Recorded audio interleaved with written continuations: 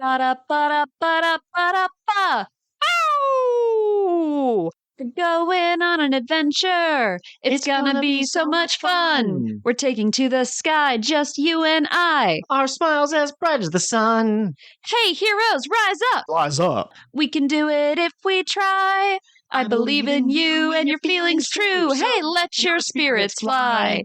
It's time for a cure of the what now? Hiya! It's so bright colors. Wow.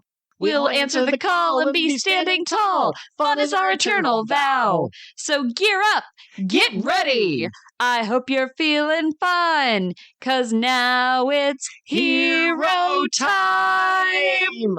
Hear of the what now? Look, up in the sky. It's a bird. It's a plane. No, it's two dorky podcasters.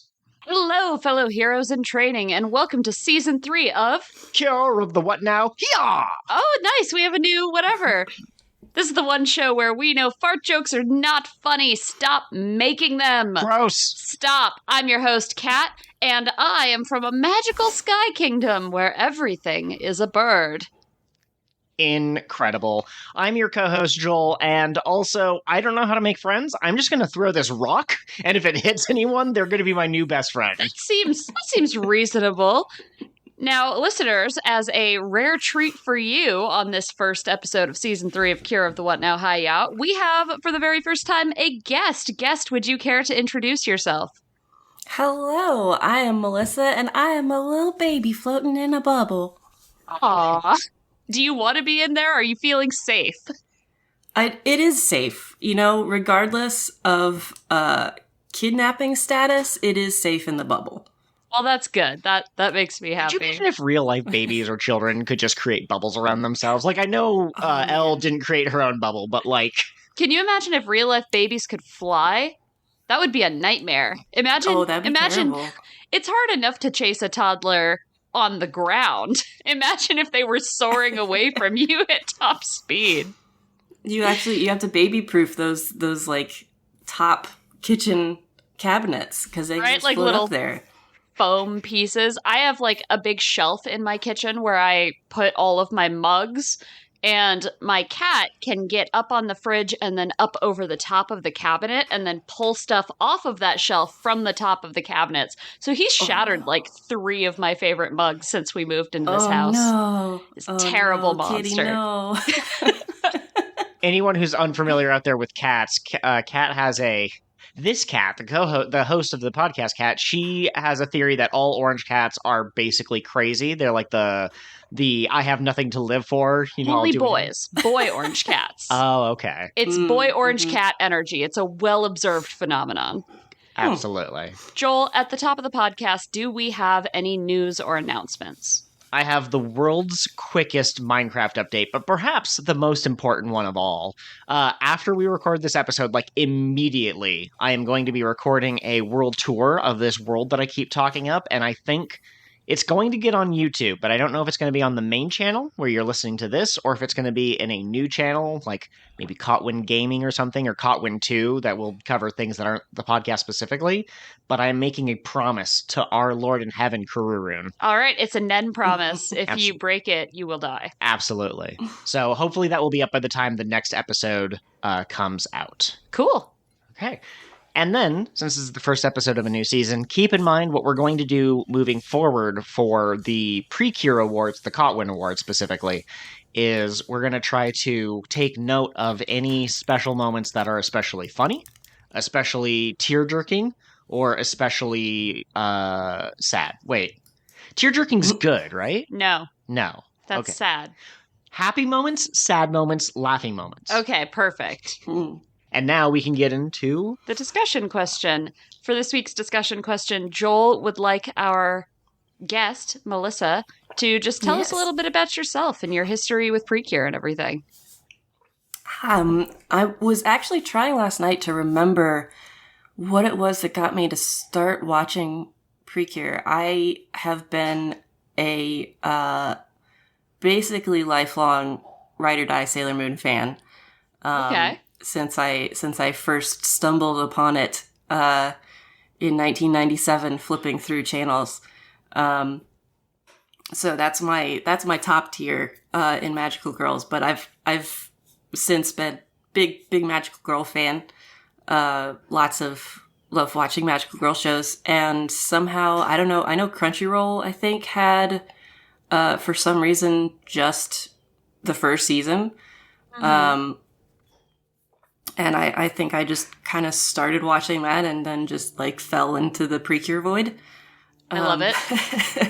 I did kind of fall off a few years ago.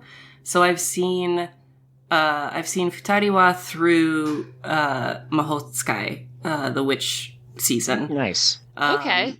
And I have, due to your enthusiasm, been watching Tropical Rouge. Excellent. So I'm 10 or so episodes into that right now. But I haven't seen any of the other seasons after the you missed witch out season. you missed out on Kira Kira and Star Twinkle. Those were the two series that Catherine and I started on, if you don't count the Glitter Force version that Saban made. Yeah, Kira Kira is right after Mahosuka. I was just going to comment on that. The whole reason I started watching PreCure was because I heard Shooby Dooby Sweets Time on Twitter, and I was like, these girls have animal ears, and they got good songs. Where do I watch this? I want to go back because I know Kira Kira has two characters that are very much inspired by Uranus and Neptune from Sailor Moon. Absolutely. So I do want to, and I did start Star Twinkle, I think, back when it was first airing. It's just, I think anyone can admit, PreCure can be a bit of a commitment. Yes. Number of episodes. So I'm proud of myself. I occasionally count how many episodes I've actually watched and tell the One Piece people that they ain't got nothing on me. But Absolutely. But yeah, and let's see. I would say my favorite season is Heartcatch. I really like the style. I like the characters. I love Grandma PreCure.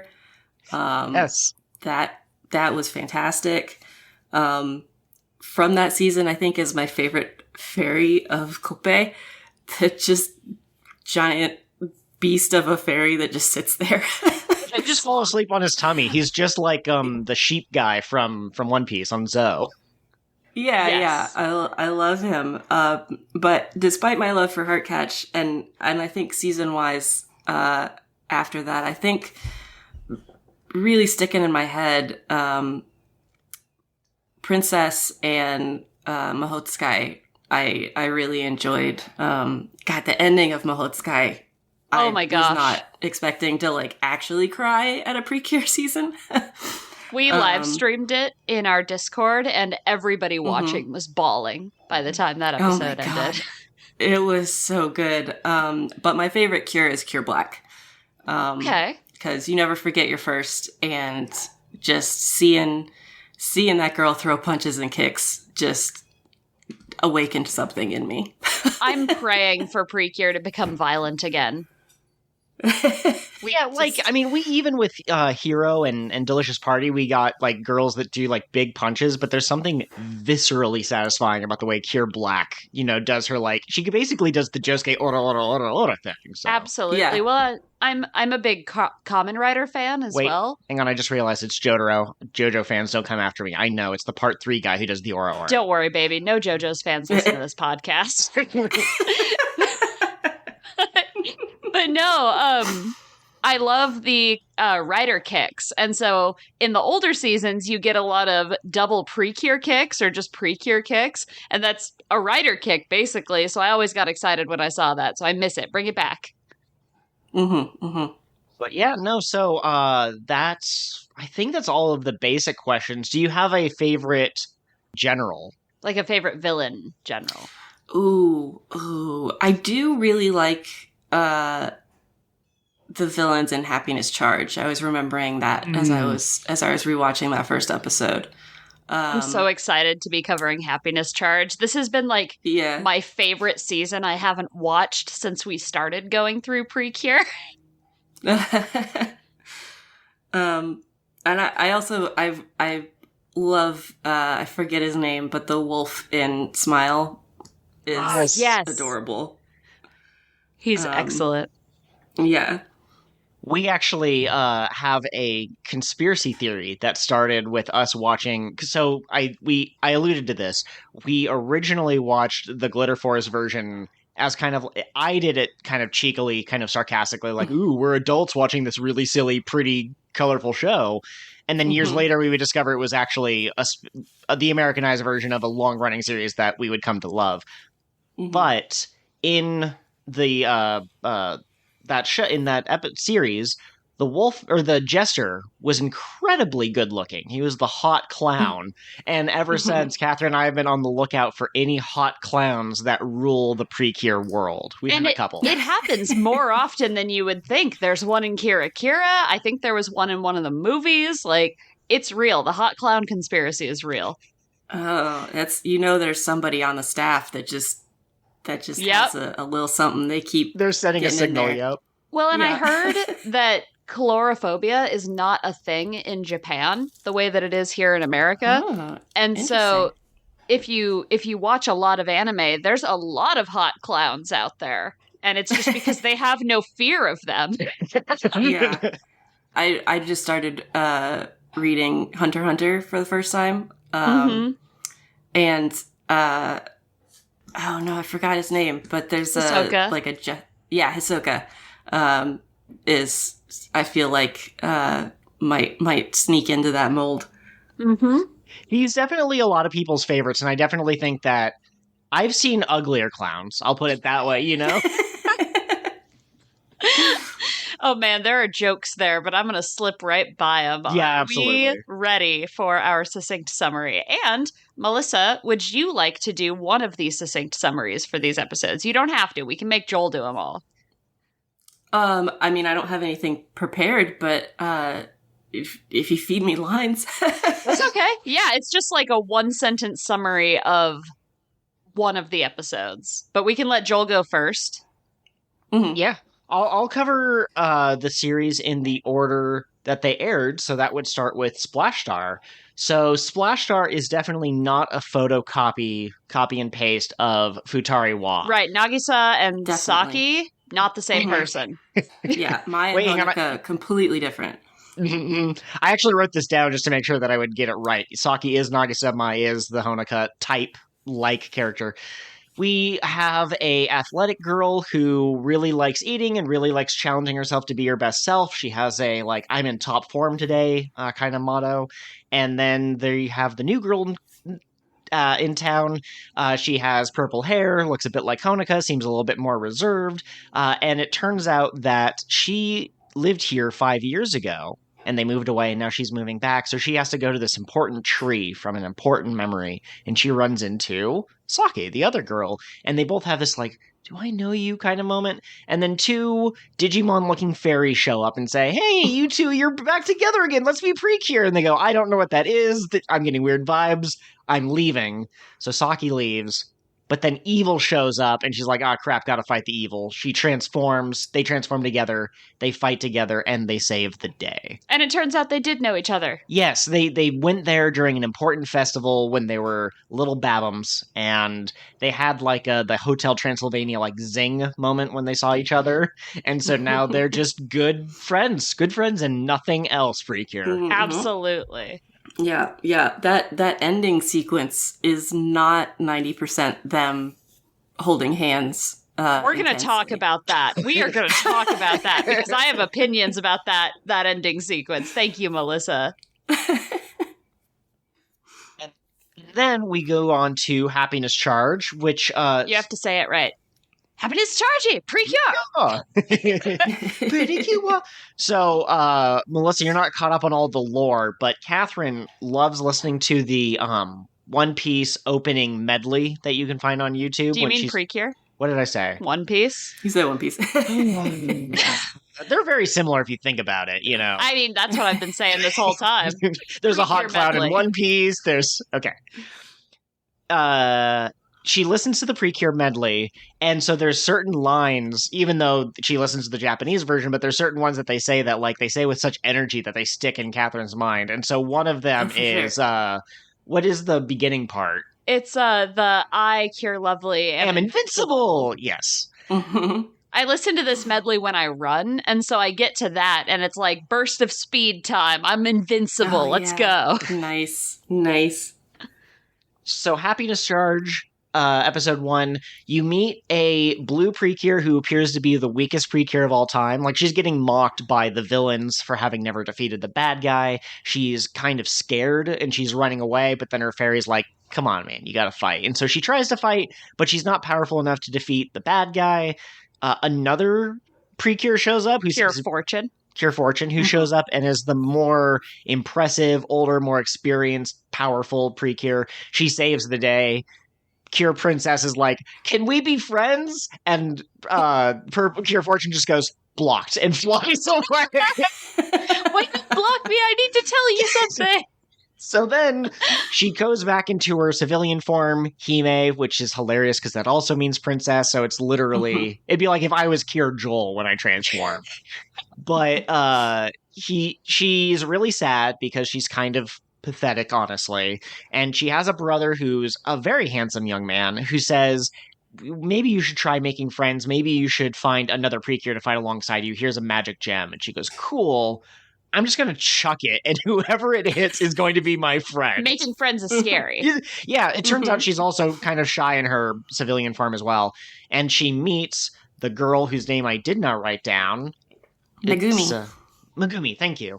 I'm going to learn these names eventually, but the first 2 episodes are pretty rough for me. She meets Megumi, who is a cinnamon bun of a character, always helping other people, super upbeat. And by the way, in this season, the PreCure are like a known thing. They're like celebrities. And so the first thing we see of Megumi is she's singing about the PreCure and stuff. She ends up meeting Hime. She ends up fighting despite... Not because Hime is brave about it, to be clear, because Hime falls down the stairs while stalking her. But to be fair, it's only because the fairy pushes her over, because the fairy is a good wingman or wing fairy person. But they meet. Turns out they both love fashion, which will be a central theme of this season, as far as I can tell. I mean, they get different outfits in their PreCure form, so obviously. And then the bad guys show up, and this new girl, Megumi, is able to basically be like, I want to fight even though I'm scared. Weird connection with Soaring Sky, actually. But no, we've done it again. And so she transforms into Cure Lovely, but we don't get to see her really in action. We see like a brief, like she does a really powerful punch, but the fight's not over yet. It's one of those like 2-part openings to a season. And that's Happiness Charge. And I'm going to call it Healin' Charge and Hug Charge. I'm just going to call it all sorts of things on accident. Too many H seasons, you poor thing. All right, so Melissa, you can do Hirogaru Sky if you'd like, or we can make Joel do it again. Dance for us, Joel. I'm kind of used to it. Yeah, why don't Joel, you go ahead, and I'll... Yeah. Sure. So this season starts off in the fairyland. It's called... I'm going to call it Sky Island. I don't think that's what it's called. I think it's Sky City. But the Sky Island, you have a king and a queen who are very happy to be celebrating the birthday of their baby, Elle. And then there's this cute little pig mascot, but it's actually an evil pig mascot. There's a bad farty man hiding inside of their costume. I didn't realize they casted you in the show. Excuse me. So he kidnaps this baby and he's running away, and all of like the townspeople and like the guardsmen who are trying to like get in this guy's way, he's just football tackling them out of the way. And then we meet this girl who wants to be a hero, like very clearly has watched every episode of My Hero Academia. She calls it Boku no Academia. And she decides she's going to stop this pig guy. She manages to actually do it. She gets the baby away from him. He uses trickery and underhanded tactics to distract her and take the baby. He goes inside of this like nega zone. It's the Phantom Zone from Danny Phantom. And the girl, Sora, I should give her proper name, the main character, she chases after him, gets the baby back a second time, but when she leaves the Phantom Zone, she ends up in the human world, but she doesn't know that the human world exists, so she's come from this place where they have, like literally Twitter is you have a little blue bird and you whisper your tweet to it and it flies off into a cloud of blue birds. Like, everything there is bird themed. But then she comes to the human world. She's like, what are these cars and buildings? Metal boxes rolling around. Mm-hmm. So she and this other girl, Mashiro, I did write her name down, Mashiro, they both think that they're dreaming because one of them is like, what's all this technology? And the other one is, this girl fell out of a hole that opened up in the sky. But then the guy shows up, the Kabuton, pig guy. He shows up, he creates his little minion of the week. It's beating the crap out of Sora because Sora isn't a PreCure. She's just a normal girl, normal who can do like parkour and stuff, but not transformed yet. But then through the power of wanting to be a hero, wanting to protect Baby L, she transforms into Cure Sky. I didn't write that one down. I don't know why It's not. Cure Sky. It's Cure Sky. Mm-hmm. And she saves the day. And that's where the episode ends. And she has one of the best transformations in all of PreCure. We don't talk about that in the Succinct Summary, but yes, it was very amazing. And those have been your Succinct Summaries! Excellent job, Joel. Super proud of you. Melissa, as our guest, which season would you like to discuss first? We don't have to do them in order.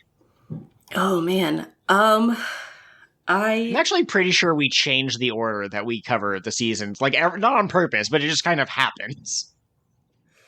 I'm torn. I have things to say about all three.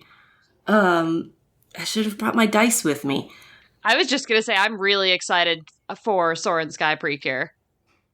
Yeah, we can start there. Cool. Let's do it. Did you guys like this episode? I liked it a lot.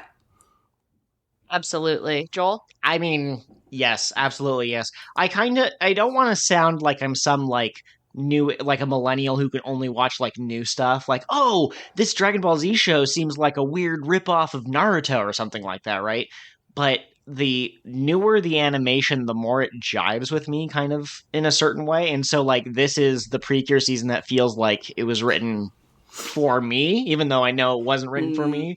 But I really liked it. I really like Sora. She had a strong intro. Kabuton dances that line between menacing and goofy villain. And we're shaking up the formula. We're starting off with a blue-haired girl as the main character. And the pink-haired girl that we meet, who's giving me strong, like, idol vibes. Like, I could see her being in, like, Bocchi the Rock or something, or Zombieland Saga. But she is actually kind of more timid. She's not the, like, I make friends with everyone type. So. Yeah, I, like, within the first 5 minutes of the episode, I was like, oh, this one hits different. This feels good. This feels good. For an anniversary season, they really pulled out all the stops. So between the animation and the musical cues and all of the references, there were so many references to past seasons in just this first episode. We all talk about the iconic moment from the Futari Wa opening where Nagisa pulls Honoka out of the rubble. They put that in this one. They put that in the opening, and they put it in twice because... So I was under the impression that the season was going to be a pair season, kind of like Sweet or Futari Wa or whatever. But I guess the other two girls who are going to show up pretty soon are not spoilers. They're considered part of the main team. They're not like secret rangers. But in the opening, you have one with Sky and who will eventually be Cure Prism. And then you have the other two whose names I'm just going to omit because I feel like it. And they each do the... we're battered, but we're going to get up and keep fighting moment. Absolutely.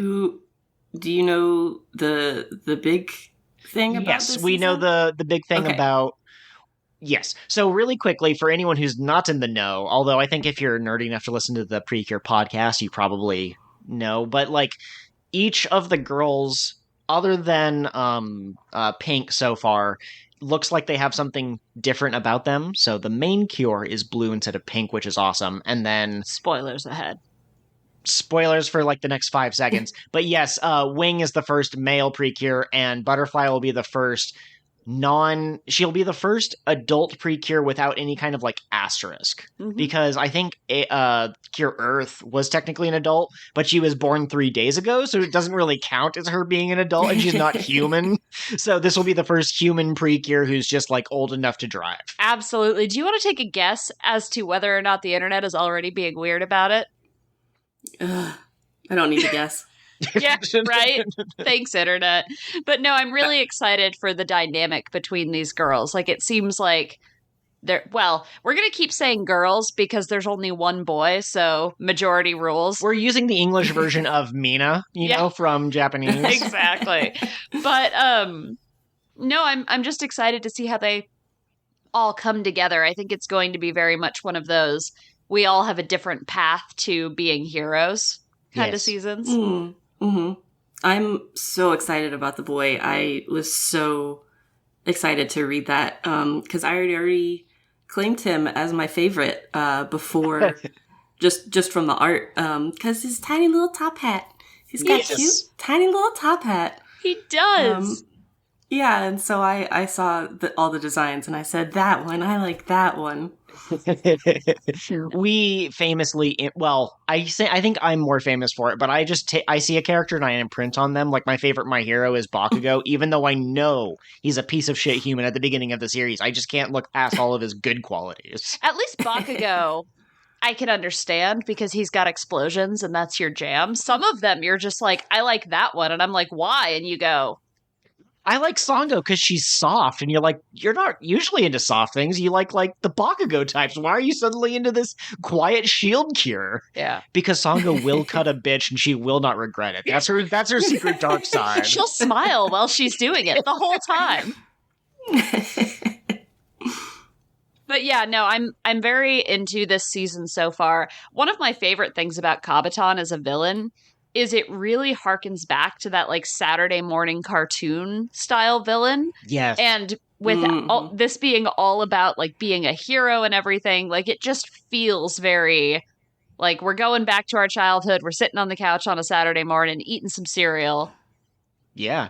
Even the monster of the week that he summons. So, as is PreCure tradition, they don't usually fight the generals. They usually fight some kind of like he transforms. What is that? It's not a steamroller. It's like a freaking backhoe. Thank you. Yeah, one of the machines that construction workers something use. A 3-year-old boy would see and go big. Yeah, exactly. And it transforms into like a Transformers, like it's like a robot disdain or whatever it's called. It's a Ramborg, and so I'm really digging that. I don't normally see the monster of the week and think I want an action figure of that, but I think the Ramborgs might be the exception. Like, yeah, please give me a couple of these little like fighting robots, you know, rock'em sock'em robots. It reminded me of Sonic the Hedgehog, like of Dr. Eggman's. Okay, we can see it. Creatures.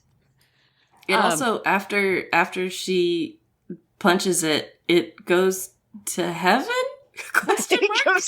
I'm purified. I love that because the fandom has been talking about that being, you know, the creature is purified forever, but it was never explicitly in the text. Yeah. So now they're just like, okay, that's what you guys call it. That's what happens. They're getting purified.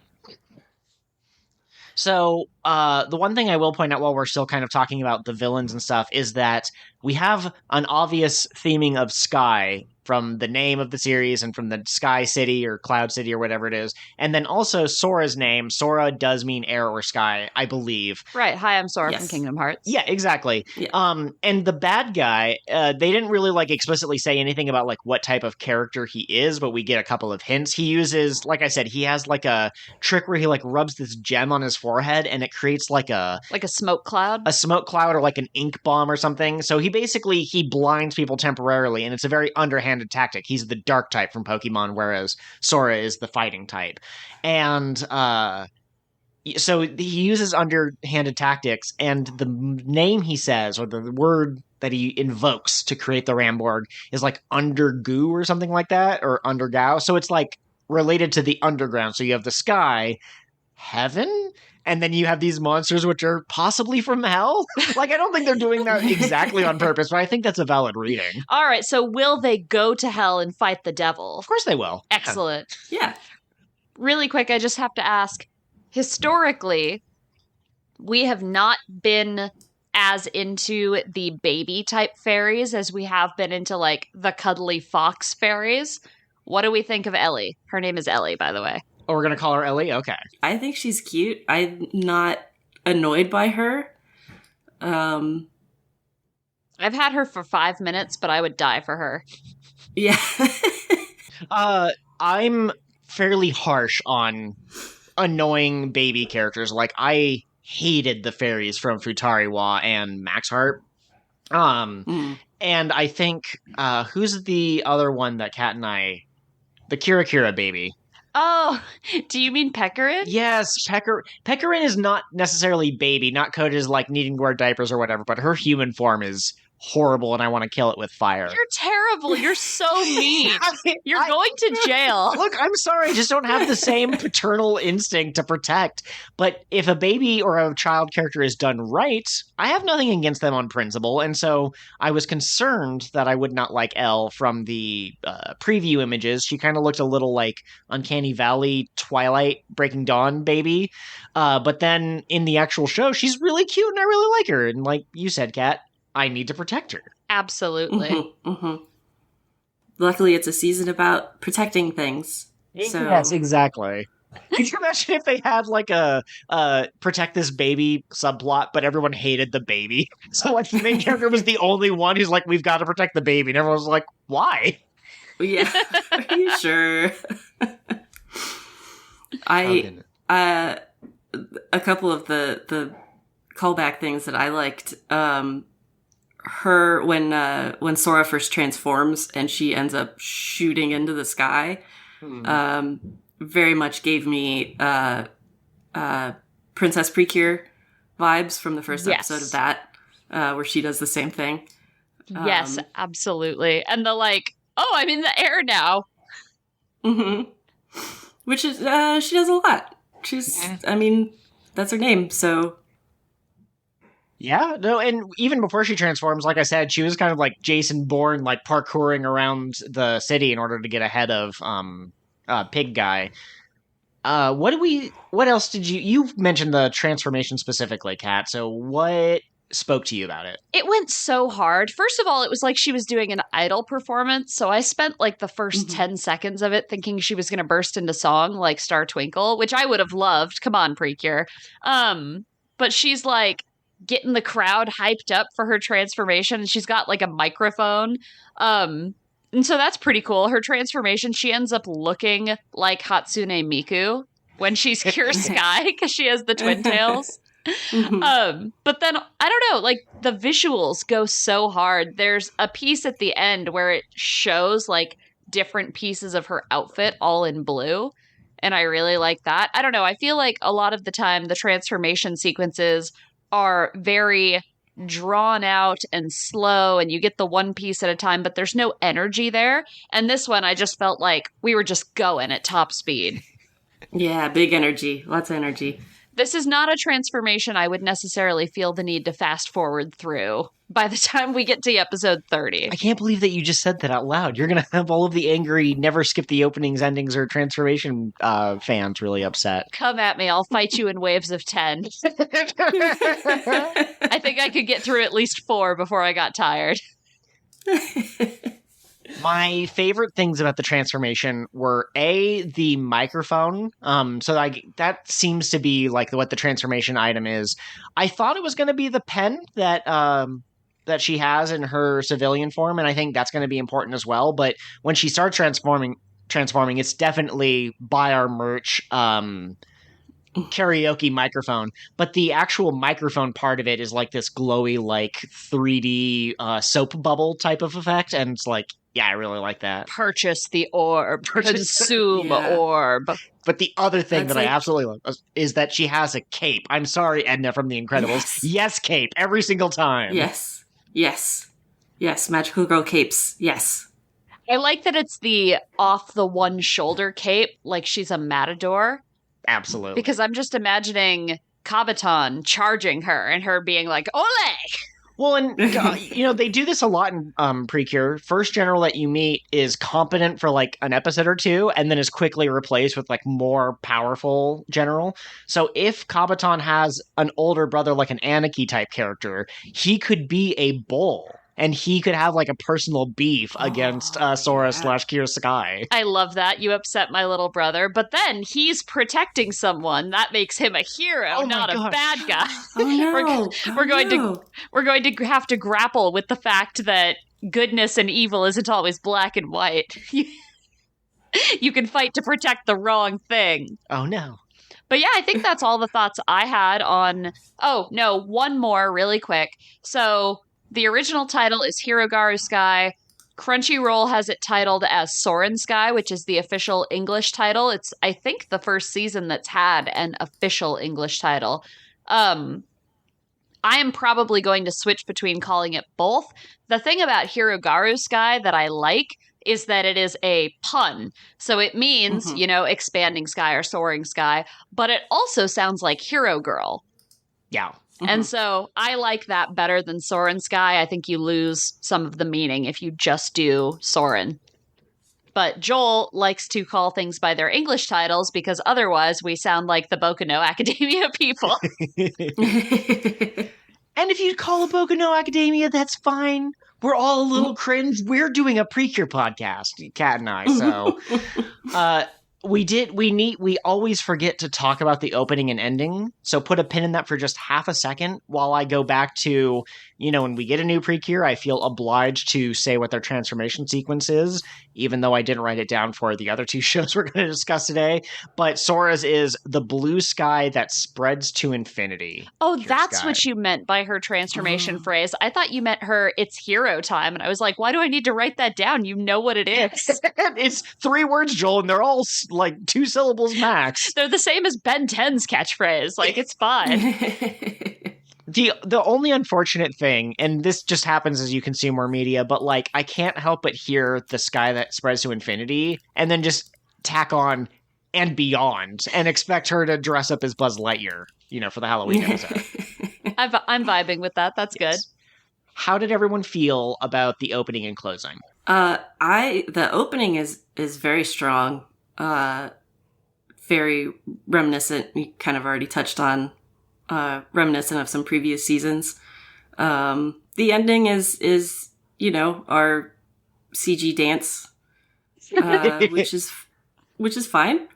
No problem with that. Although it does kind of like go through some different styles within that. I like the one of where they're like dancing over the sketchbook and they've got that kind of colored pencil look over them.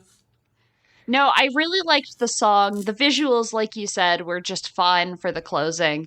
The opening was incredible. It was so pretty. The music was so good. I loved this season. As soon as we finished the episode, I told Joel, I kind of want to watch it again. Yeah, I think, I don't know if it's my favorite song, but this is my favorite opening, just visually.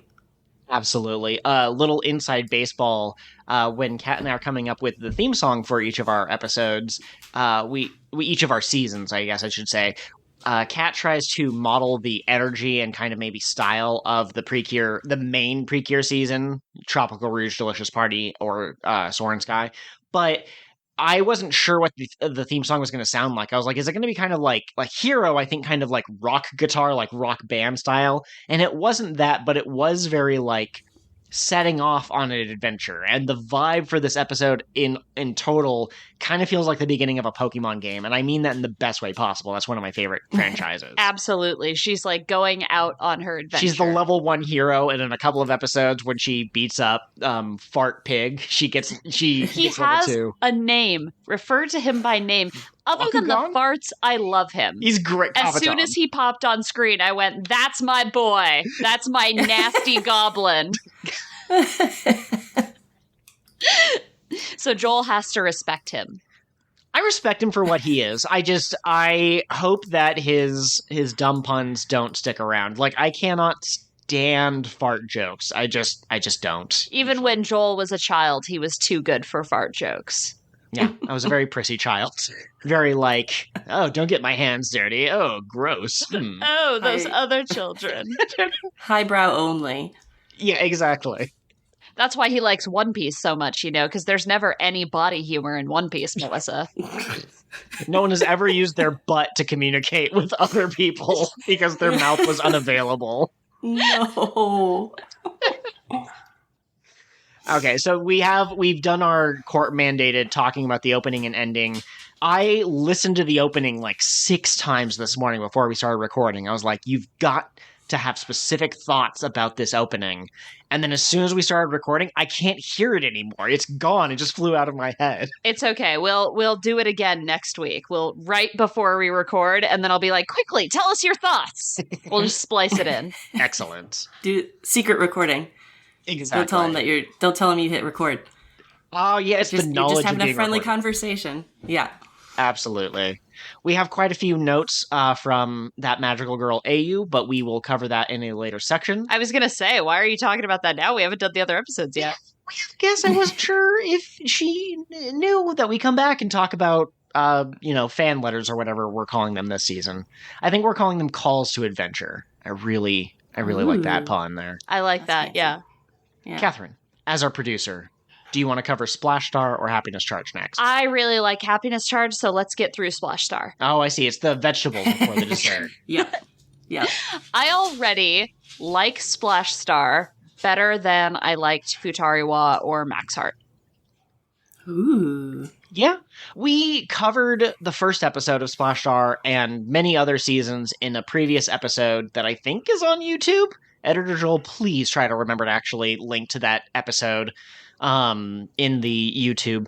But I really like this hook of these girls already knew each other. You can feel that they're starting to say, okay, we have this really successful franchise that got a second season and then got expanded beyond that. Or no, we got half of a season and then we got told double it, and then we got told make a sequel. So now we're doing the official sequel with new characters. And you can tell that part of them are like, what's the formula? Okay, we're going to have an orange-haired girl and a dark-haired girl, and one of them's going to be more athletic, and the other one's going to be more studious.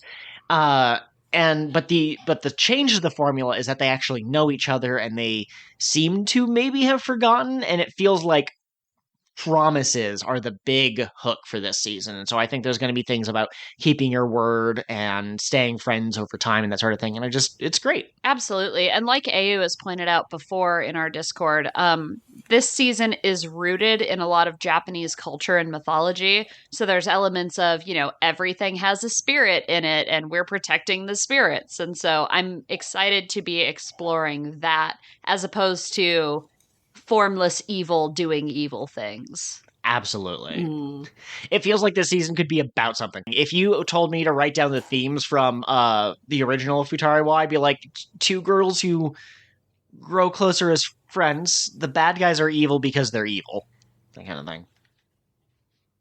Yeah, I definitely, I will say, I think I watched the seasons in order at this point, and so I watched the first 2 Futari Wa and then went straight into Splash Star and went, this is the same. Absolutely.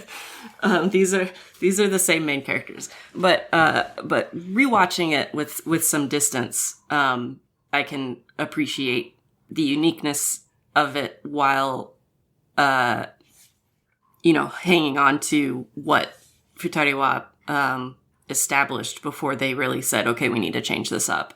Absolutely. I do really like the hook of the heroes that have to hold hands to do anything. They have to hold hands to transform. They have to hold hands to attack. I feel like that's a fun trope to play with. Well, and it introduces some great limitations onto the characters, because if we're split up, how are we going to do the hand-holding, though? Right. Yeah, you can't do anything if you're split up. Absolutely. And I will say, I mentioned that Saki and Mai kind of feel like Nagisa and Honoka 2.0. I think it's even more like corporate needs you to find the difference between these two pictures for Nagisa and Saki than it is for the other two. But like Honoka to me felt like a very reserved character, and her moments of expression felt like the exception that highlighted her character. You know what I'm saying? I have one that's Honoka being like, "That's so rude," and every time I see it, I laugh because it's so unlike Honoka to be that outspoken. But Mai, from what we've seen of her so far, she definitely seems a little less reserved. And as someone whose favorite is, Bakugo and the Flash and stuff like that, like I think that I prefer Mai so far at first glance over Honoka. Well, and these characters are a little more active too. They're not quite as passive as Nagisa and Honoka were. So it's exciting to see people kind of leaning into that. Oh, there's something happening. I guess we're going to help. Yes. Right, yeah. Yeah. And also, like, seeing, like, those fairies get beat up in that first episode. That hurt my heart to watch. Yeah. When, is it Lappy? I get them mixed up. One of them's like, I can't move anymore. Yeah. Like, oh. We have to protect the PreCure. I want to know who gave them that job.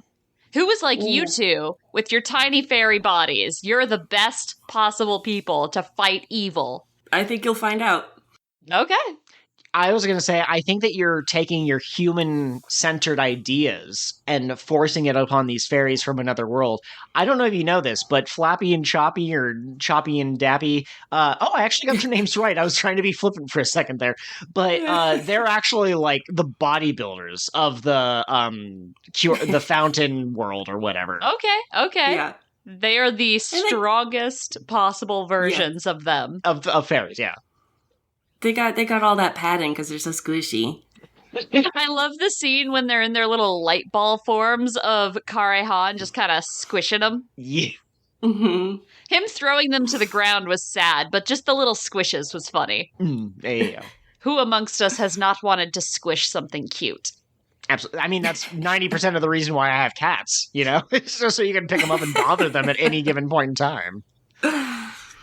There is, I say with future knowledge, there is some interesting stuff that they do that I don't think they've done in any other PreCure season. Very nice. With the leads, that's a little weird. I still am not sure how I feel about it. It's a little confusing. But I mean, I think they were just trying to like, okay, how can we make the same show but make it different? Do it again, but better or properly this time. No, but yeah. I sequels are always interesting because it feels like there's quite a few different sequels. There's like the sequels that are like so obsessed with the one before that they can't like become anything new. And then there's some that try something new, but you can still tell that the bones are there. And then there's some that are just like, this is a sequel to Futari Wa PreCure. And in this one, they're driving around mechs and there's a brain in a jar that's controlling all of the geese of the world. And you're like, what is going on here? I don't understand. Is that next season? I'm here for that one. Yeah, I mean, no spoilers for the seasons you haven't watched yet, but I will say the very and I'm not saying that you spoiled anything or you said anything out of bounds, but like Melissa being like, they do something interesting with the main character. I now have a crack theory that this is not the original Saki. No, this is not the original Mai. Saki's the same because she's lived in this town forever. But Mai, when she left, she either died or was murdered. I'm not sure which. And then they built a replicant, a sort of like a scroll body shifter who like took on the role. And that's why she can't quite remember meeting Saki before. Wait. I can do you one better. This town exists independent of all other places and times. Oh, okay. So when you leave, you disintegrate into the void. You become nothingness, right? So that's why Saki can't quite remember, because Mai disappeared from existence. And when the overseers of this town out in the void decided that they needed, the hero girls, they recreated Mai from void stuff. So it's not the original Mai. You're right. It's not the original any of them. But she has this vague idea that she's been in this town before. what is reality? Alternatively, they're Kingdom Hearts 2ing it, and that the town that they're in is actually a simulation of a real town that exists. But right now we're only seeing their virtual selves. And the halfway through the season, they'll wake up in the real world and be like, oh, things are slightly different than they were before. How many Kingdom Hearts references can we fit into this episode? Let's find out. Any other favorite scenes or quotes you guys wanted to talk about before I start ranting about the ending? Just that y'all are going to be disappointed, and I need your AO3 accounts, please. I need more of these ideas. Absolutely. Cure of the What Now at AO3.com. Oh. No, we don't have AO3s, but we can make one just to share our special crack theories with I you. once wrote a fan fiction. The only one that I think I ever finished that had a beginning and an end, and it was very even at the time I'm like, this is kind of bad. But I didn't know how the Yugi versus Merrick duel was going to go, and so I just wrote that Merrick just stabbed Yami because he had his Millennium. He had the rod, right? It had a pointy end. So I was like, why doesn't he just use that to get what he wants? What's with all this magic hocus pocus bullshit? I went through a phase where I wrote extremely cringy, extremely embarrassing Invader Zim fanfiction. Oh. And I accessed my old DeviantArt account a while ago, and I took everything off of it. So that no longer exists anywhere on the internet. Editor Joel, be sure to put Invader Zim in the thumbnail. It'll throw everyone for a loop. But no, so this closing, like Melissa alluded to, there is an awful lot of hand-holding, but it's very, slow and tentative. And I looked at Joel and I went, Joel, people who are just friends do not take that long to hold hands. You just grab the hand. It's only if it's romantic that there's tension like that. I mean, Maho did the hand-holding thing, and I mean, Futari Wa did as well, but I think Maho is the next time that we visit it of the seasons that you and I have watched, and they even have a moment when they think that it's going to be the last time they're going to use their final attack, and they look wistful about the hand-holding, and so this show also has they hold hands, and I think it's Saki, the camera zooms in on her, but one of them is definitely like, we're holding hands. Oh, what is this? and they're it's like sunset on the beach. Yep. It's the settings are all very and it was reminiscent to me of a sequence. This is what I do in Sailor Moon, with Haruka and Michiru holding hands before a very important plot thing. Okay. That's very very slow and dramatic and romantic. And it was calling up that to me.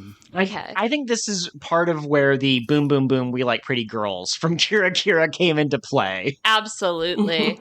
So, a quick aside, we have not seen any Sailor Moon. Do you recommend just starting at the beginning? I know they did Sailor Moon Crystal a couple years ago. Yes, I would, for a first timer, I would say hold off on Crystal. Okay. At least the first two seasons, they tried to stick with the manga, but there's whole discussions about how different media types, you can't A to A translate them because you consume them differently. So right. Crystal runs very fast. The first two seasons do. I'm a big fan of the original Japanese, but there's a new dub, which is on Hulu and wherever, that is very good and also does gently try to fix some things that didn't age well. Okay. But oh crap! I wish I remembered the main girl's name, but main girl says a slur. It's no! One of the episodes. Usagi. Yeah. There is episode 4 or 5 is a weight loss episode that has some very problematic things in it that the new English dub tries to gently translate in a different direction. Gotcha. They were like, let's not give this to young girls in 2023. Okay. Yeah. I mean, it is a lot. The entire series is 200 episodes from the original 90s show. One and a half Dressrosas. We can get through that. Yeah. And there's 3 movies that kind of stand on their own. I'm actually currently watching it with a Discord group with a bunch of people that haven't seen it before, and they seem to be really digging it. It's awesome. So yeah, I mean, I love it. I think especially seasons 3 and 5 are my favorites. It's 5 seasons. And seasons 3 and 5 are my favorites. But yeah, it's a complicated question because there are a lot of, I mean, you can read it, you can watch many different versions of it. There's the 90s anime, there's the current anime, there's musicals, there's so many musicals. There's a live action show, which I adore. And if you're into that, like, tokusatsu sentai stuff, I would definitely recommend the live action. It's my favorite iteration of the first season arc that exists. Okay. And the first season arc was the original where the series was going to end, right? Like, I know a little bit that, like, it had a place where it kind of rocks falls kind of a situation, and then eventually they're like, oh man, we've got this, like, we're going to continue the series past this point. Is that right? I don't know what the initial plan was. I know the first season does kind of end nicely. Yeah, that's what I'd heard. And then in the excuse me, in the 90s anime, the first arc of season 2 is actually just anime only. I think they were waiting for some buffer. But you know, the thing is, there is a lot of quote unquote filler, but it's good filler, and it's like character development filler where you're like getting to know these girls. I have a bone to pick.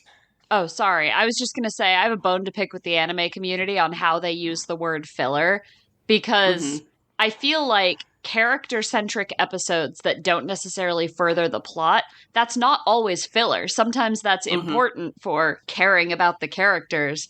Yeah.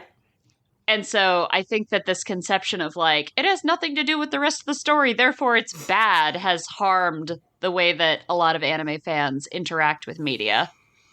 Yeah, and I think Sailor Moon Crystal is, like, a perfect example of that, because it's only 14 episodes, I think. 13 or 14 episodes. And, I mean, there is no breathing room. It is all plot, and I think if it was the first thing you watched of Sailor Moon, you wouldn't have straight which girl was which. You'd miss out some of the magic kind of a thing.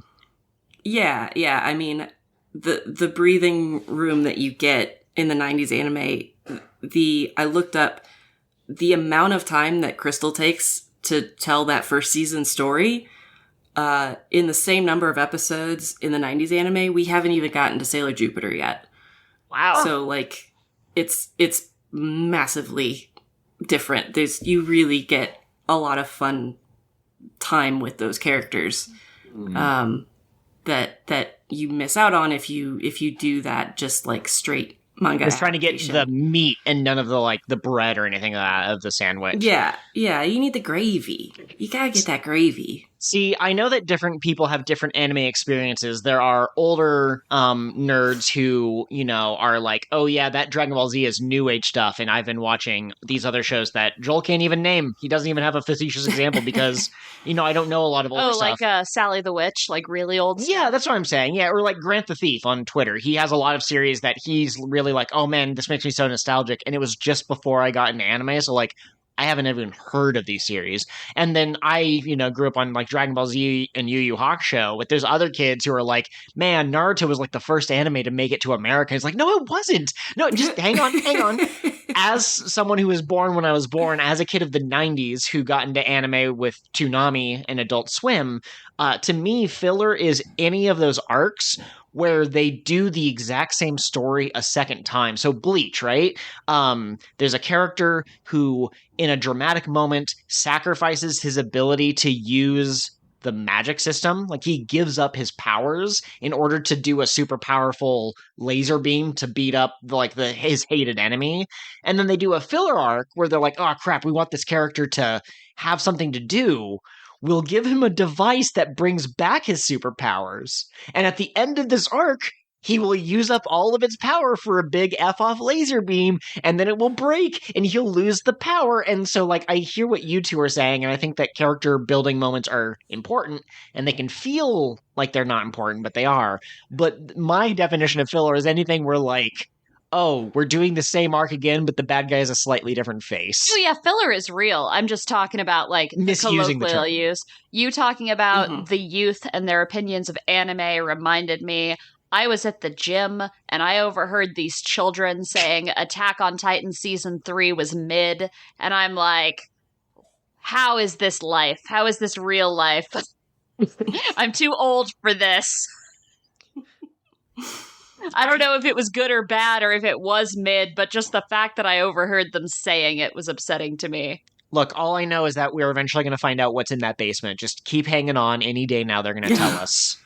Joel, do you have any other thoughts on Splash Star before we move on to Happiness Charging PreCure? I don't think we're legally allowed to talk about Splash Star anymore, because I think that when I do the timestamps, I'm literally going to call this Sailor Moon side tangent. Okay. Which is not, that's not me being frustrated or anything. That's just me saying, like, we didn't really plan this section, but it became its own section. Fair enough. Real quick end to the Sailor Moon side tangent. I've always thought that Chibi Moon was super cute. If you also like Chibi Moon, Melissa, there's a character in Delicious Party who gives me big Chibi Moon vibes. Oh, interesting. All right. So Now we can move on to the other one. And Catherine, you seem really excited about Happiness Charge. You, Cure, Catherine are invincible. Okay, so listen. This season has a unique art style. It has a unique premise. PreCure just exists in the world and everybody knows about it. And also the world is slowly being infected by weird candy and ice cream looking mold from the bad guys. And it's got weird inter-cure drama. And we haven't had cures fighting cures since the Futari Wa Max movie that made children cry. Had you not heard of that, Melissa? I don't know if you've seen that movie, but Cure Black and Cure White get possessed basically and have to fight each other. And children in the theaters were so upset that now it's a rule at Toei that does not happen. Yeah, Cures are not allowed to ever fight each other. And, like, so I heard this story before we watched this movie, and we covered it on an episode of the podcast. But I heard about this, and I went, yeah, it's kind of like that scene from Pokemon, the first movie, with the two Pikachu slapping each other. Like, it's sad, but it's probably not, like, Breaking Bad levels of violent or whatever. But then we watched, and I was like, oh my god, Nagisa's actually going to try to kill Honoka because they both like Fuji P. This is terrible. They're all going to die. So, but no, I remember that now. Yeah. I love everything about Happiness Charge so far. Cure Lovely, big head empty. She is not a Mana got her shit together girl, but I love her. Oh no, if Cure Lovely is head empty, what's Cure Princess? Oh, Usopp. You know, you think about the dynamic between Luffy and Usopp, and that's identical, I feel, to the dynamic between Lovely and Princess. Wow. All right. Okay. Yeah, I can see that. Also, I just want to throw this out there for you guys to comment on. So in the past, when we have talked about, like, I headcanon this character as autistic, it's usually the more reserved characters because that's kind of the stereotype, I think. But I present Cure Princess / Hime as neurodivergent because she's not comfortable approaching people. She's clearly got anxiety about everything going on in her life, but someone got her on her special interest and she just went. Oh, yeah. That's a good point. So neurodivergent Hime lives in my heart. It's really interesting because we've had other seasons where there's characters who want to grow. Delicious Party Kokone wasn't very good at being social at the beginning of the season. Sabomi from Kevin Helming, Heartcatch, the other HC series. But she very explicitly was like, I want to be a more outgoing person. I want to be more bold, I guess is the word I would use. And so, like, Hime's archetype of needing to grow as a character and growing from her experiences as a PreCure with the rest of the team is not necessarily new, but it's something about it. It hits different though. Like it feels like very much like if you've ever seen Aaron/Egoraptor's Mega Man X's sequelitis, where he's talking about how Mega Man in that game constantly is trying to be more like Zero, because Zero is his hero. Haha. I feel that same way about Hime. Like, Hime is looking up to this Cure Fortune girl and being like, could I ever be as pretty and powerful as her? And she doesn't believe it. But now that she has this friend who also likes fashion and is also like more outgoing, maybe one day she too can be like Cure Fortune. Absolutely. I love what this season did with the world of PreCure. I won't say too much about it, but I think I'm torn. I feel like anytime I'm trying to decide how much to say. There's some ups and downs, but it's really interesting what they went for in this season. And I really like this, like, kind of starting the season in media res. Yes. Of, like, there's PreCures, they're fighting, it's going.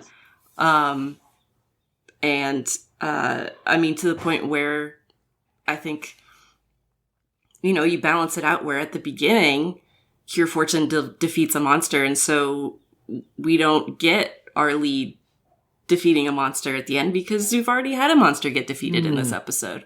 Absolutely. Save it for next week. And I think all that's really, really interesting. I really like when Magical Girl shows like really build out their world. Absolutely. Yeah. See, I understand that the core identity of the original Futari Wa was basically two girls who don't really want to be magical girls. Nagisa especially. She spends a long time being like, no, I don't want to. So I understand the merit of art that explores, like, what if you got magical powers and you had to fight the forces of evil, but also you still had a boy that you had a crush on and you couldn't confess your feelings to. But I personally enjoy my media to be as escapist as possible. Like, if you gave me a PreCure that was also like an isekai or a transport to another world, or like they're in a virtual video game, I would love that. It wouldn't be PreCure, but it's still like, I'd prefer that the world be as magical and strange and bizarre as possible. So I really enjoy this concept of, like, it's almost like the bad guys are this virus that are like turning the world upside down and like literally changing potentially like the laws of physics or how buildings are constructed wherever their evil touches. So I really enjoy that. And I also enjoy kind of like how Splash Star is quite obviously taking what Futari Wa established and tweaking it a bit. I feel like this being the direct follow-up to Doki Doki is also fairly clear, because Doki Doki also started in the middle of a battle with the Purple Cure, having, in, I guess, Makoto's case, she's lost and, like, the civilization has fallen, but you still, in this version, you get a bit of that society has started to collapse, and there is a purple girl who's the more experienced team member, but also a bit of the, like, the tsundere, I work alone type, and I look forward to finding out what the backstory is, because at this point, it really feels like maybe Fortune was having a birthday party and he may accidentally like exploded the cake, and that caused enough despair that that's what caused all of these events to happen. Oh my gosh. I just want to throw out a theory that I have.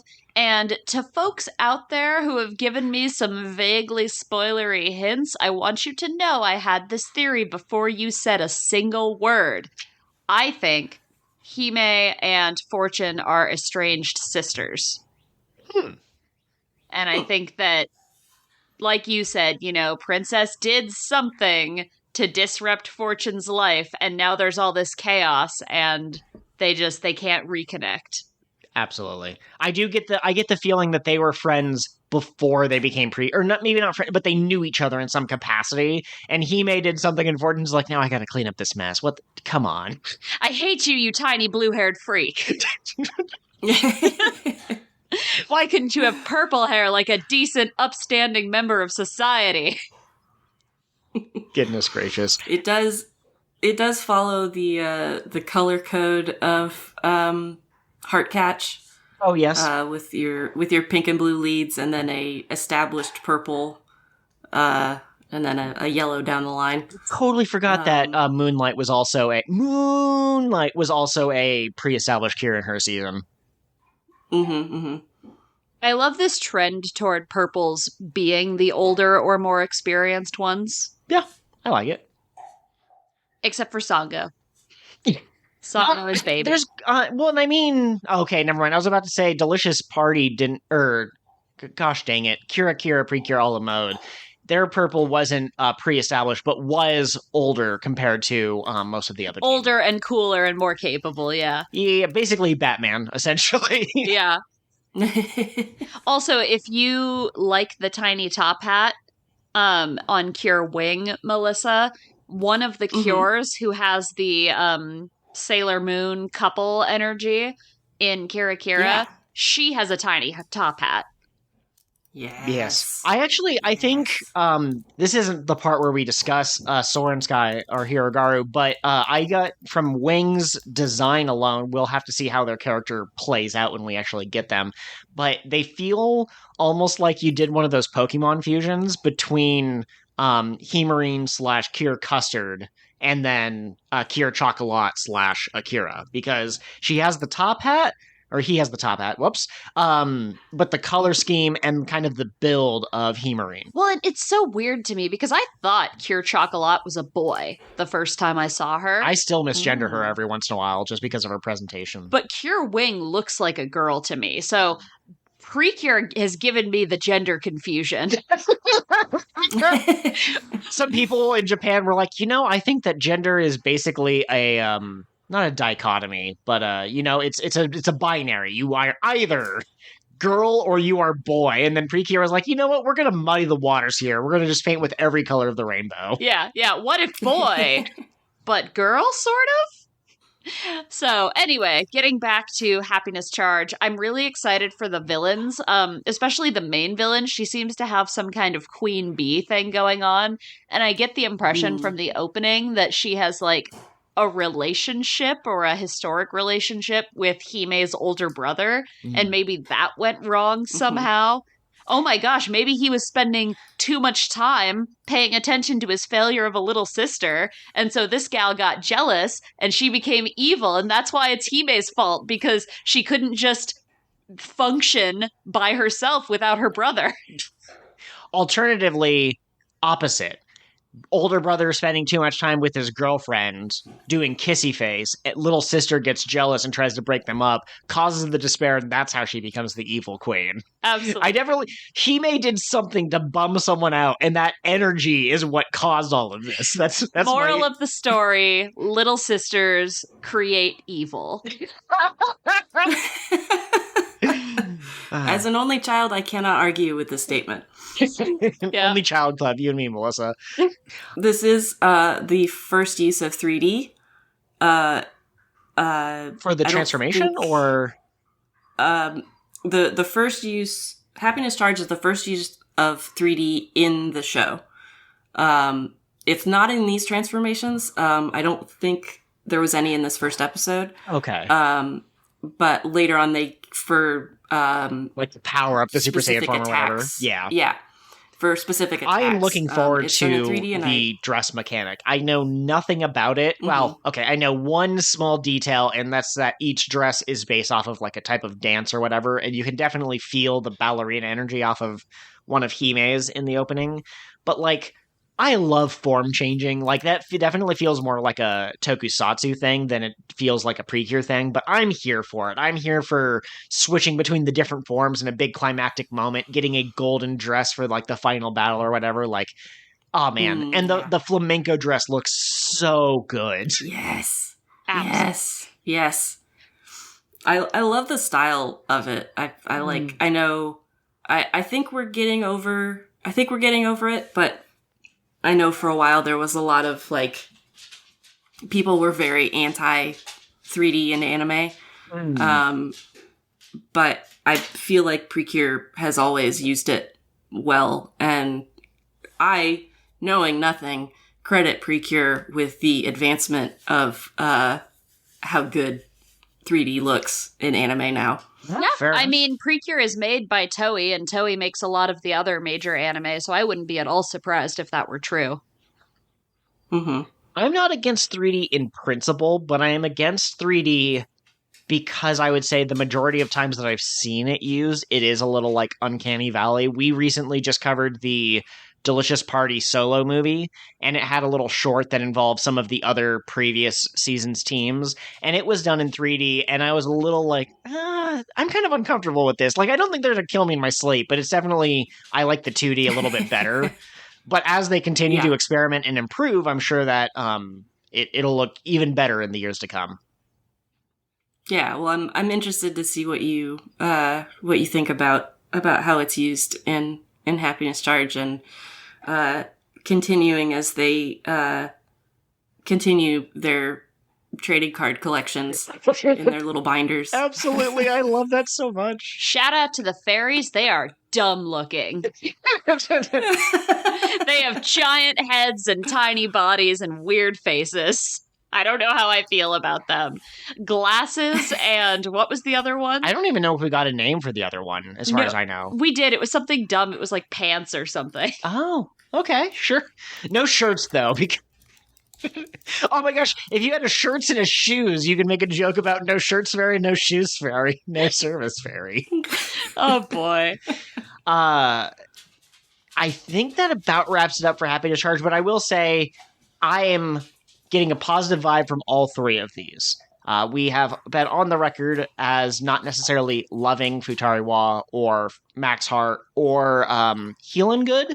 And I would say that these three shows all so far from just the first episode are making me excited and like kind of bouncing up and down in my seat, especially Hirogaru. But as I covered, it's like the more modern a PreCure is, the more it's kind of like automatically going to win points, basically. I'm really excited about this season of Cure of the What Now. I think all the shows we're covering have the potential to be really strong. It's hard because we did one of our PreCure favorite ranking videos, but like it's very tempting to put almost all of them in the top rank. I think our only like bottom tier anime or PreCure that was not Futari Wa was Healin' Good. Yeah. There's only 3 seasons that I would not go back and rewatch. You could not. I mean, if you paid me money, maybe, if it was enough money. But, like, I really would not, for pleasure, go back and rewatch the first 2 seasons or Healin' Good. Yeah. But you should still watch it because Cure Sparkle... Sparkle, right? Yeah. Cure Sparkle is a national treasure. And she's got a cat. Yeah, and she's got a cat fairy who is the best cat fairy. And he's a boy orange cat. I'm telling you, them boy orange cats, though. In our calls to adventure, we had a lot of thoughts this week. As always, I don't like to read these word for word off our notes. I would like to start with a comment on not last episode. Gosh, our upload schedule is borked. We are doing better. I'm making a Nen promise to do my best to be That's regular. 2 Nen promises in one episode. You are going to die. This is all foreshadowing for the final episode of Season 3 of Cure of the What Now. So we got a comment via Reddit from Rathacat, and they basically were talking about how Belle got shrunk to the size of a mouse. I still love that phrase. And we exchanged some ideas. One of them was like, it's his just desserts. He did an evil thing and then he got beaten. So now he has to he's punished by being in this tiny little form where he has little power. That one's more like a narrative standpoint though, rather than why is he a mouse specifically. And And then their thought was that, like, what if their bodies are just made out of the ego-G or whatever? He fused with this other monster that was pure ego-G. When they got purified, it basically, like, burned off most of it, and now he can't take human form because that would be too big. He has to be something small and compact. I love that. So he's just a little rat creature. He's just a little rat creature. It does mean that if you give this mouse a selfish cookie, that he might eventually start to expand and take on a human form. If you give a Bell a cookie, he'll want to take over the world with it. Could you imagine if they had like a dark fairy in one of these seasons where it's like a little fox thing, and then like throughout the season he's like, or she or whatever, they steal like little bits of energy from the other evil generals, and then the final episode they turn into like a hot fox person, and they're just like, hello, this is my true form. I was sealed away 1,000 years ago when I fought Cure Millennium or whatever. Cure Millennium. Joel, don't forget to link to your AO3 in the description for Absolutely. Melissa and our listeners. Should I make a Nen promise about a fan fiction? No, I should not. That will kill me. That will kill you, yeah. Writing is hard. That one, nope. Magical Girl AU in the Discord shared a lot of thoughts, including that the official spelling for the baby is ELLEE, which she thought was a weird choice, but it's on most of the merch, so that's how her name is spelled. And then there was a cool translator note. The Ramborg for the Monsters of the Week comes from Ranbo, which is the word for violence in Japanese. And it even sounds remarkably similar to Rambo, which is a movie that had a lot of violence. Yeah, it's about Americanized violence. Yeah. Another translator note, 2 of the words for fart are hey, I think I'm pronouncing that right, and onara. So when he is making his fart-based puns, those are the words he's using. So, like, instead of just saying sayonara, he says sayonara. So it's like, haha. Yeah, and then when his attack that he used was go to heaven, and the HE from heaven can also be like the Japanese word for fart. So absolutely. That was interesting. One more thing that is like a Japan-specific thing that Kat and I would not have gotten. In the opening, it shows the characters in a car, and there's a little sticker on it that's like a green and yellow kind of wing pattern, and that is a sticker that new drivers put on their car to basically be like, please forgive me, I'm new. I'm learning how to drive. And so that's probably going to belong to, we're assuming, Cure Butterfly later in the season. Absolutely. Yeah, because the other front seat is obscured by a large reflection. Don't you love that in anime? And it's funny because you can use that. Some pervy animes use that to obscure like naughty bits that they're not supposed to show when a character is naked. But you can also use it to just be like, this character will be important later. Who knows who it could be? Don't look! Right. Former king of the pirates' first mate, perhaps? They're also, and we don't need to go back to this, but they're also driving like a Hummer, and that seems very not Japanese to me. That seems like a choice. Maybe they're an American foreign exchange student or something. She is blonde. Maybe she is blonde. She's like Rich Idol or something. I don't know. That's definitely the vibe that I got. I think Cure Butterfly is going to be mean, and that is my biggest wish for her, is that she's just kind of a brat. Mean girl. Yeah. PreCure, women, all sorts of girls are valid. You can be a tomboy. I don't know if that phrase is offensive, but you know what I mean. You could be like more athletic. You could be smarty. You can be obsessed with cuteness. You could be writing comic books. You could be reading fiction or whatever. Or you could just be an asshole. You could just be mean. You can evade your taxes. Yes. They're in this car going to pick up Cure Wing, and they're going to pull up and say, "Get in, loser, we're going pre-curing." Yes! Oh my gosh, that's exactly the dynamic that I'm hoping for. I think she and Cure Wing are going to have this, like, I'm poking at you. I don't know if you've seen Don't Toy With Me, Miss Nagatoro, but that's the vibe I'm going for here. Like, she's just kind of picking on him, and he's like, oh, butterfly, thank you. Also, if we're doing translator notes, I will say for the other 2 seasons, Splash Star, the monsters are Uzaina, which I haven't seen this. I would guess it's off of Urusai, which is like noisy, annoying. Okay. And then in Happiness Charge, the Japanese is Saiyaku, which gets in the subs are Terabad. But Sayaku is like the worst. Ah, okay. So Terabad's not a terrible bad translation. Ha. No. AU also said they knew that we'd get a baby, and they were like me, like, eh. And then they saw her and went, I love this thing. This is my thing now. Yeah, basically had the same opinions as us, that like the closer we got to actually meeting this baby character, the more they liked it.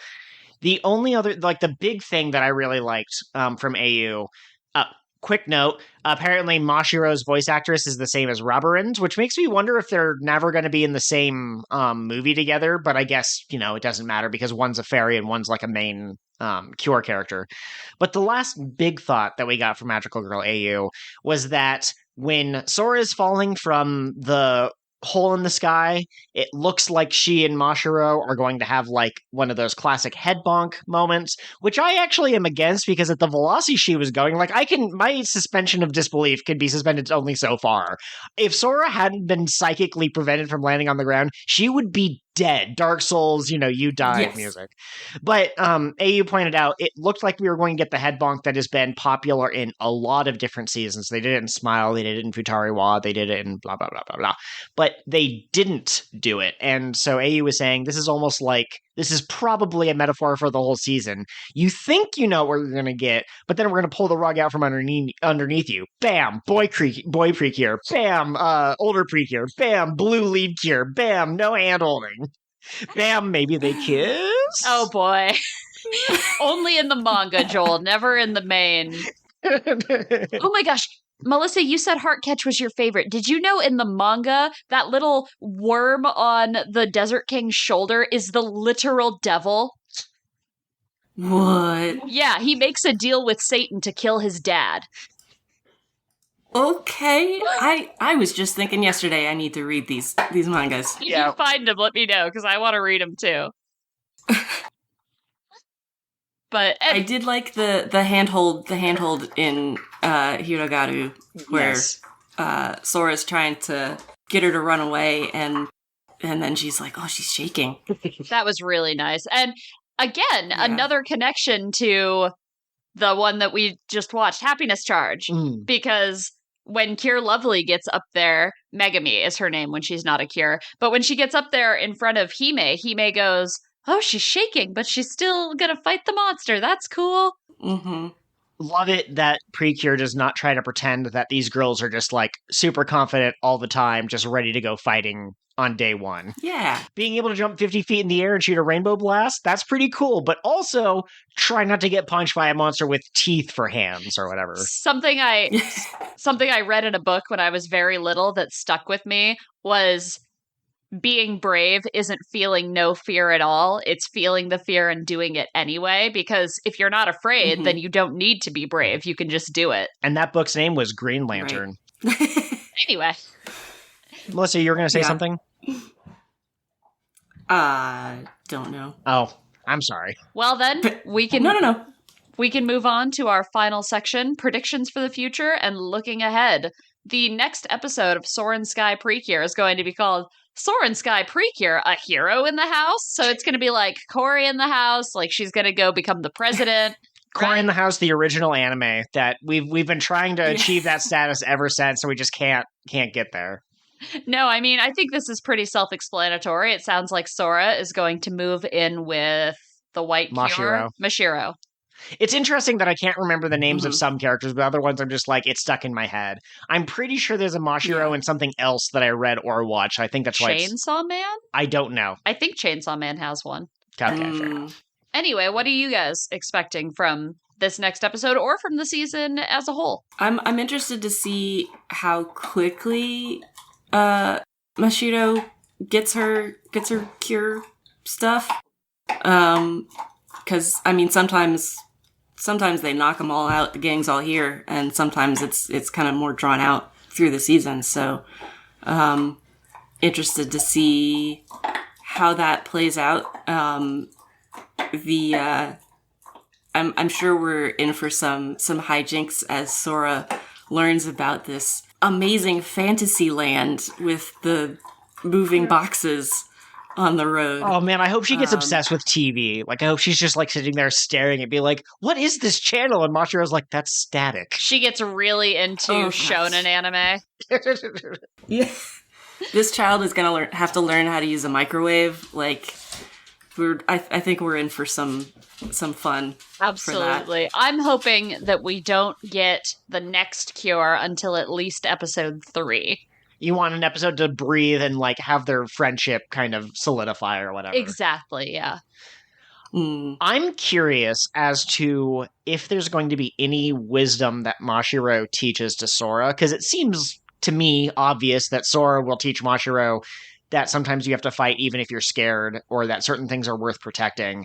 But I feel like usually in a lot of these relationships, there's some give and take. And so like, I'm wondering if Mashiro will be able to be like, look, I know you hate math, but if you can learn physics, you can punch even harder. There you go. Or maybe she'll teach Sora about the quieter parts of being a hero, you know, like sometimes being a hero means volunteering at the soup kitchen for an hour, not explicitly punching something. Okay, yeah. I also have a theory, not a theory, but a guess, and I don't think it'll be next episode, but I'm wondering if eventually we're going to find out Sora's hero origin.